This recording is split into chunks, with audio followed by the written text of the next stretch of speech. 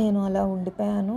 మిగతా చక్రాస్ దగ్గర నార్మల్‌గానే అనిపిస్తుంది సార్ అని సార్‌కి చెప్పిందోటి, అంటే గురువుగారితో చెప్పిందోటి, నువ్వు ధ్యానంలో అందులోనూ ఆజ్ఞా చక్రంలో నువ్వు ఉండగలుగుతున్నావంటే నీ పూర్వజన్మ సుకృతం, నీకు ఇలాగే కంటిన్యూ చేయమ్మా, నీకు దొరికిన అవకాశాన్ని సద్వినియోగం చేసుకో అని చెప్పారు సార్. అప్పటి నుంచి ఇప్పటికీ నేను వీలు కుదిరినప్పుడల్లా చేస్తానండి. ఇంకా డైలీ చేయాలని పెట్టుకున్నాను.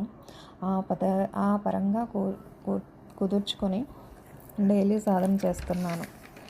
అప్పటి నుంచి సార్నే నేను గురువుగా అనుకున్నాను. ఎందుకంటే ఇలా ప్రతి విషయం చెప్పి ధ్యానం, ఆధ్యాత్మిక పరంగా నన్ను ఒక మంచి భక్తి మార్గంలో నడిపించే తండ్రి అంటే నాకు ఈ ఫణీంద్ర గురువు గారే.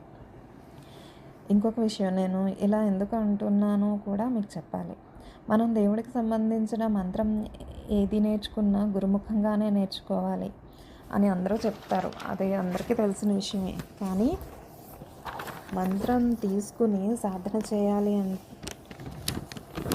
చేయాలంటారుగా, అలాగే నాకు ధ్యాన ఆధ్యాత్మిక మార్గానికి నా గురువు ఫణీంద్ర గురువు గారు. అది కూడా నాకు దేవుడు ఇచ్చిన అవకాశం. ఇది నా పూర్వజన్మ సుకృతంగా నేను భావిస్తున్నాను.